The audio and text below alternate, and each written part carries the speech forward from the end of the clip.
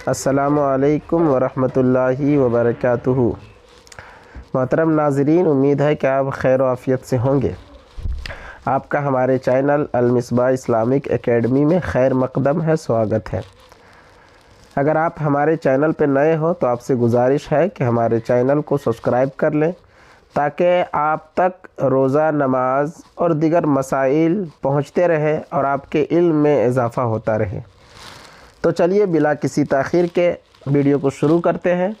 تو آج کا ہمارا ٹاپک یہ ہے کہ عورتوں کے کچھ خاص مسائل پہ آج ہم ذکر کریں گے۔ عورت اور مرد کے نماز میں کیا فرق ہے، ان باتوں کو جانیں گے کہ کن کن چیزوں میں فرق ہے، مرد کیا کرتے ہیں، عورت کس طرح سے نماز پڑھے، ان تمام باتوں کو آج ہم بیان کریں گے۔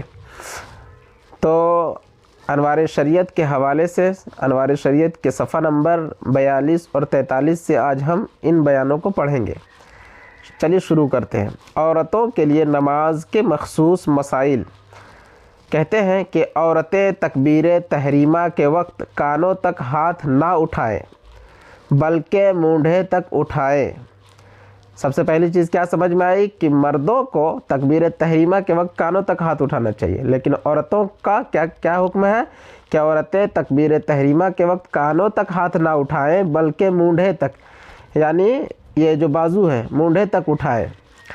ہاتھ ناف کے نیچے نہ باندھیں۔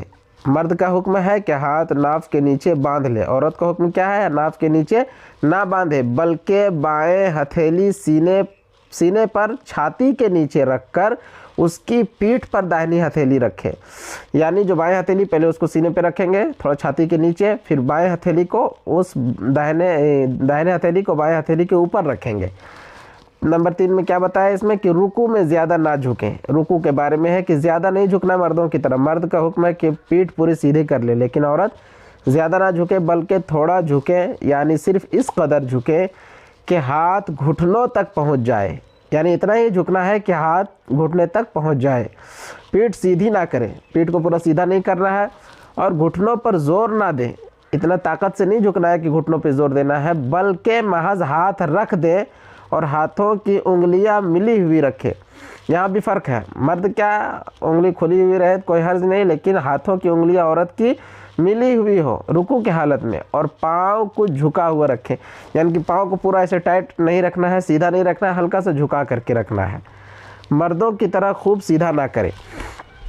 عورتیں سمٹ کر سجدہ کریں۔ سجدے میں دیکھیں 3-4 طرح کا فرق اس میں بیان کریں گے کہ عورتیں سمٹ کر سجدہ کریں، یعنی بازو کو کروٹوں سے ملا دیں۔ بازو یہ آپ کا جو ہاتھ والا بازو ہے اس کو کروٹ سے، جس کو ہم لوگ بغل کہتے ہیں، کاکھ جس کو کہتے ہیں، وہاں بغل سے ملا دیں، اور پیٹ جو ہے ران سے، پیٹ کو کس سے ملانا ہے، آپ کا جو پیٹ ہے ران سے ملا دیں، اور پنڈلیوں سے پنڈلیاں، پیٹ ران سے اور ران پنڈلیوں سے، ران کو پنڈلیوں سے، ران کس کو کہیں گے، جانگ کو کہہ رہے ہیں ران، اس کو کیا کرنا ہے کہ پنڈلی سے ملانا ہے، اور پنڈلیاں زمین سے، اب جو پنڈلی اس کو زمین سے ملا دینا ہے۔ قاعدہ میں بائیں قدم پر نہ بیٹھے بلکہ دونوں پاؤں داہنی طرف نکال دیں۔ مرد کیا کرتے ہیں کہ جب بیٹھتے ہیں تو دائیں قدم پہ بیٹھتے ہیں، لیکن عورتوں کا حکم کیا ہے کہ دونوں پیر کو بیٹھنے کی حالت میں، قاعدے کی حالت میں داہنی طرف نکال دینا ہے، اور بائیں سرین پر بیٹھنا ہے۔ عورتیں بھی کھڑے ہو کر نماز پڑھیں۔ فرض اور واجب جتنی نمازیں بغیر عذر بیٹھ کر پڑھ چکی ہے ان کی قضا کریں اور توبہ کریں۔